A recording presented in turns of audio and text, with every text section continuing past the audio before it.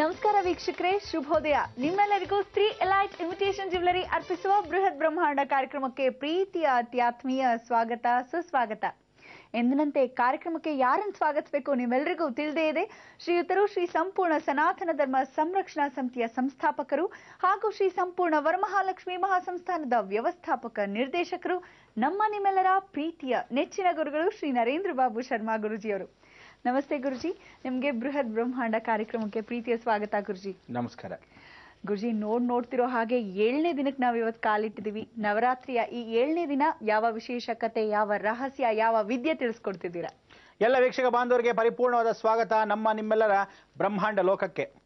ಸಾಧಾರಣವಾಗಿ ಪ್ರತಿದಿನ ನಾವು ಬೆಳಗಿನ ಜಾವನೇ ಬೇಗ ಬಂದ್ಬಿಟ್ಟು ಎಲ್ಲ ಕಾರ್ಯಕ್ರಮಕ್ಕೆ ಸಿದ್ಧತೆ ಪಡಿಸ್ಕೊಂಡು ನೋಡ್ತಾ ಇದ್ದ ಹಾಗೆ ಹೀಗೆ ಕಾಲಾಯ ತಸ್ಮೈ ನಮಃ ಅಂತ ಒಂದೊಂದಾಗಿ ಒಂದೊಂದು ರಹಸ್ಯವನ್ನು ಕೊಡ್ತಾ ಬರ್ತಾ ಇದೀವಿ. ಬಹಳ ಸಂತೋಷ. ಅಂತ ಒಂದು ರಹಸ್ಯಗಳನ್ನೆಲ್ಲ ಕೊಡ್ತಾ ಬಂದರೂ ಸಹ ದೇವಿ ರಹಸ್ಯದಲ್ಲಿ ಎಷ್ಟು ಜನ ಎಷ್ಟನ್ನು ಕಲ್ತಿದ್ದೀರಾ, ಪರಿಪೂರ್ಣ ಅನುಗ್ರಹನ ಪಡೆದಿದ್ದೀರಾ, ಎಷ್ಟು ಜನ ಈ ಕಥೆಗಳಲ್ಲಿ ವಿಶೇಷವಾಗಿರ್ತಕ್ಕಂಥ ಸಾರಾಂಶವನ್ನು ತಿಳ್ಕೊಂಡಿದ್ದೀರಾ, ಅರ್ಥಗಳನ್ನು ಮಾಡ್ಕೊಂಡಿದ್ದೀರಾ, ಜೀವನದಲ್ಲಿ ಪರಿಹಾರವನ್ನು ಸೂಚಿಸಿಕೊಂಡು ಪರಿಪೂರ್ಣವಾಗಿರ್ತಕ್ಕಂಥ ಪರಿಹಾರ ಜೊತೆಗೆ ನಿಮ್ಮ ಜೀವನವನ್ನು ಸರಿಪಡಿಸ್ಕೊಂಡಿದ್ದೀರಾ, ತಿದ್ದುಪಡಿಸ್ಕೊಂಡಿದ್ದೀರಾ. ಅದಕ್ಕೋಸ್ಕರ ಇಂಥ ಒಂದು ಜೀವನ ಚರಿತ್ರೆಯಲ್ಲಿ ಪ್ರತಿಯೊಬ್ಬ ಮನುಷ್ಯನಿಗೂ ಜೀವನ ಕಥೆಯನ್ನು ಮಾಡ್ಕೊತಾ ಹೋಗೋದಲ್ಲ, ಆ ಕಥೆ ಒಳಗೆ ಇರತಕ್ಕಂಥ ಸಾರಾಂಶವನ್ನು ತಿಳ್ಕೊಂಡು ಕಥೆ ಒಳಗಿರತಕ್ಕಂಥ ಅಂಶವನ್ನು ನಾವು ಜೀವನದ ಕಥೆಯಾಗಿರಬಾರದು, ಪಾತ್ರಧಾರಿಯಾಗಿರ್ತಕ್ಕಂಥ ಪರಿಪೂರ್ಣ ಅನುಗ್ರಹವನ್ನು ಪಡೆದು ಆ ಸೂತ್ರಧಾರನ ಹತ್ರ ಪ್ರಾರ್ಥನೆ ಮಾಡ್ಕೋಬೇಕು. ಒಳ್ಳೆ ಪಾತ್ರವನ್ನು ಕೊಡಪ್ಪ, ಆವಾಗ ಜೀವನದಲ್ಲಿ ಒಳ್ಳೆ ಪಾತ್ರಧಾರಿ ಆಗಿರ್ತಕ್ಕಂಥ ಅವಕಾಶವನ್ನು ನಮಗೆ ಕೊಡು ಅಂತ ಕೇಳಬೇಕು. ಅಂದರೆ ಎಲ್ಲ ಕಷ್ಟದಲ್ಲೂ ಸ್ವಾರಸ್ಯವನ್ನು ಹುಡುಕಬೇಕು, ಎಲ್ಲ ಸುಖದಲ್ಲೂ ವಿಶೇಷವಾಗಿರ್ತಕ್ಕಂಥ ಸಂಗೀತಮಯವಾಗಿರ್ತಕ್ಕಂಥ ಅನುಭವಕ್ಕೆ ನಾವು ಮಾಡ್ಕೊತಾ ಹೋಗಬೇಕು. ಅದು ಜೀವನದ ಸಾರಾಂಶ.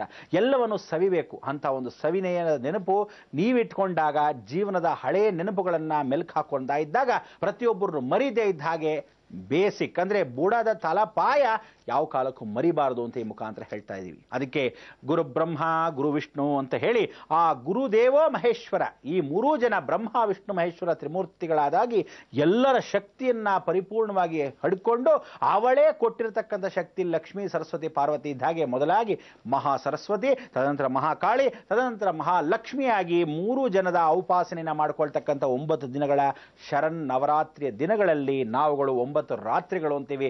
ಬೆಳಗಿನ ಜಾವದಲ್ಲಿ ಪ್ರಾತಃ ಕಾಲದಲ್ಲಿ ಪ್ರಾರ್ಥನೆ ಮಾಡಿಕೊಂಡಾಗ ವಿಜಯ ಯಾತ್ರೆಯಲ್ಲಿ ಹೊರಡ್ತೀವಿ. ಆ ವಿಜಯದಶಮಿ ಎಂದು ಆಹಾ ಎಂಥ ಸಂತೋಷ, ರಾಕ್ಷಸ ಧ್ವಂಸವಾಗೋಯ್ತೆ ಅಂತೀವಿ. ಅಂದ್ರೆ ಮಹಿಷಾಸುರ ಮರ್ದನ ಮಾಡಿದ ನಂತರ ಆ ಮರ್ಧನಿ ನಿಂತಿದ್ದಾಗ ಎಂಥ ಆನಂದ, ವಿಜೃಂಭಣೆಯಿಂದ ನಿಂತಿರ್ತಾಳೆ. ಆ ತೇಜಸ್ಸನ್ನು ನೋಡಕ್ಕೆ ನಮ್ಮ ತಾಯಿ, ನಮ್ಮ ಜಗನ್ಮಾತೆ, ನಮ್ಮ ಕರ್ನಾಟಕ ಮಾತೆ ಅಂತ ನಾವೆಷ್ಟು ಹೆಮ್ಮೆಯಿಂದ ಹೇಳ್ಕೋಬೇಕು. ಇದೆಲ್ಲ ನಿಜವಾಗ್ಲೂ ಹೇಳ್ಕೊಳ್ಳೋಕ್ಕಿಂತ ಅನುಭವ ನೋಡಬೇಕು. ಅಂತಹ ಒಂದು ಅನುಭವದಲ್ಲಿ ಎಷ್ಟು ಜನ ವಿಶೇಷ ಅಂದರೆ ಪ್ರತಿಯೊಬ್ಬ ಮನುಷ್ಯ ಜೀವನದಲ್ಲಿ ಅನುಭವ ಪಟ್ಟಾಗಲೇ ಹಳೆ ರೋಗಿ ವಿಶೇಷವಾಗಿರ್ತಕ್ಕಂಥ ಒಳ್ಳೆ ವೈದ್ಯ ಆಗ್ತಾರಂತೆ. ಹೊಸ ವೈದ್ಯಕ್ಕೆ ಪ್ರಯೋಜನವೇ ಇರಲ್ವಂತೆ, ಯಾಕೆಂದರೆ ಅವನು ಕಲ್ತ್ಕೋಬೇಕು ಮಾಡಬೇಕು ಅಂತ ನೋಡ್ತಾ ಹೋಗ್ತಾನೆ.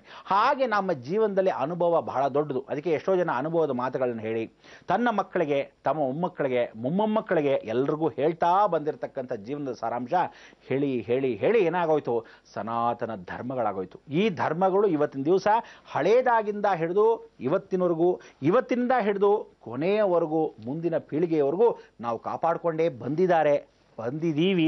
ಮುಂದಕ್ಕೆ ಕಾಪಾಡ್ಕೊಂಡು ಹೋಗೋ ಜವಾಬ್ದಾರಿ ನಿಮ್ಮಗಳದೇ ಆಗಿದೆ. ಇಂತಹ ಒಂದು ಜವಾಬ್ದಾರಿಗೆ ನೀವೆಲ್ಲ ಯಾವತ್ತೂ ಋಣಬದ್ಧವಾಗಿರಬೇಕು. ಯಾವ ಕಾಲಕ್ಕೂ ನಾಳೆ ಪೀಳಿಗೆ ನಮ್ಮ ತಾತ ನೋಡಿ ಎಂಥ ಕೆಲಸ ಮಾಡ್ಬಿಟ್ಟ ಅನ್ನೋ ಭಾಸ ಬರಬಾರ್ದು, ನಮ್ಮ ಅಜ್ಜಿ ನೋಡಿ ಎಂಥ ಕೆಲಸ ಕೈ ಕಳ್ಕೊಂಡ್ಬಿಟ್ಲು ಅಂತ ಒಂದು ಮನೋಭಾವನೆ ಬರಬಾರ್ದು. ಯಾವ ಕಾಲಕ್ಕೂ ನೋಡಿದ್ಯಾ ನಮ್ಮ ತಾತ ಮಾಡಿದ್ದಕ್ಕೆ ಇವತ್ತು ಅನ್ನೋ ರೀತಿಯಾದ ಒಂದು ಮನೋಭಾವನೆ, ಆ ಹೆಮ್ಮೆ ಜೀವನ ನಿಮ್ಮದಾಗಬೇಕು ಅಂದರೆ ಮುಂದಿನ ಪೀಳಿಗೆಗೆ ನೀವು ಏನಿಟ್ಟಿರ್ತೀರಾ, ಎಷ್ಟು ಧರ್ಮವನ್ನು ಪಾಲಿಸ್ತೀರಾ, ಎಷ್ಟು ವಿಶೇಷವಾಗಿರ್ತಕ್ಕಂಥ ಜಾಗೃತಿ ಮೂಡಿಸ್ತೀರಾ ಅನ್ನೋದು ಇವತ್ತಿನ ಸಾರಾಂಶ.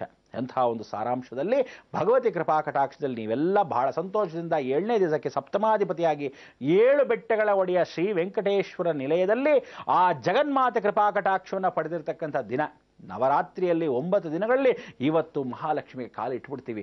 ಇನ್ನೇನು ಇವತ್ತು ಮಹಾಲಕ್ಷ್ಮಿಗೆ ಕಾಲಿಡಕ್ಕೆ ಸಮಯದಲ್ಲಿ ನಾಳೆ ಅಷ್ಟಮಿ ದಿವಸ ಮಹಾಲಕ್ಷ್ಮಿಯಿಂದ ದುರ್ಗೆ ನಮಸ್ಕಾರ, ಆ ದುರ್ಗೆಯಿಂದ ನಮಸ್ಕಾರ ಮಾಡಿಕೊಂಡು ಮುಂದುಗಡೆ ಹೋದರೆ ಕೊನೆಯ ಭಾಗದಲ್ಲಿ ಲಕ್ಷ್ಮೀ ಸರಸ್ವತಿ ಪಾರ್ವತಿ 3 ಜನ ತ್ರಿಗುಣಾಕಾರ ತ್ರಿಶಕ್ತಿ ಸ್ವರೂಪದಲ್ಲಿ ಕೂತಿರ್ತಾರೆ.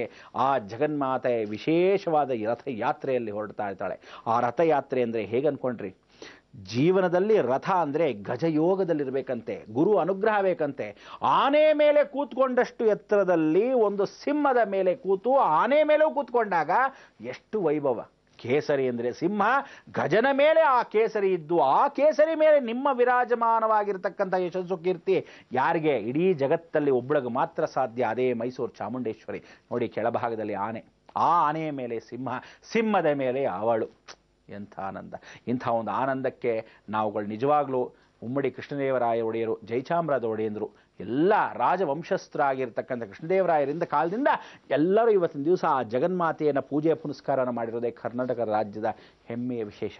ಈ ಹೆಮ್ಮೆಯ ವಿಶೇಷಕ್ಕೆ ಇಷ್ಟೆಲ್ಲ ನಾನು ಮಾತಾಡಿರ್ತಕ್ಕಂಥ ವಿಚಾರಗಳನ್ನ ಒಂದೊಂದು ಮೆಲುಕು ಹಾಕ್ತಾ ಬಂದರೆ ಎಷ್ಟು ಆನಂದವಾಗುತ್ತೆ. ಇಂಥ ಒಂದು ಆನಂದ, ಪರಮಾನಂದವಾಗಿ ಇರತಕ್ಕಂಥ ನೀವು ಜೀವನದಲ್ಲಿ ಆ ಪರಮಾತ್ಮನ ಪಾದಕ್ಕೆ ಸೇರಕ್ಕೆ, ಪರಬ್ರಹ್ಮ ಸ್ವರೂಪನಾಗಿರ್ತಕ್ಕಂಥ ತೇಜಸ್ಸನ್ನು ಬಂದು ಮಹಾವಿಷ್ಣುವಾಗಿರ್ತಕ್ಕಂಥ ಬ್ರಹ್ಮ ಮಾಯ ವರ್ಚಸ್ಸಲ್ಲಿ ಆ ಶಕ್ತಿನ ಪಡೆದು ಕೊನೆಯದಾಗಿ ಮೋಕ್ಷವನ್ನು ಪಡೆಯೋದೇ ಮೂಲ ಉದ್ದೇಶ.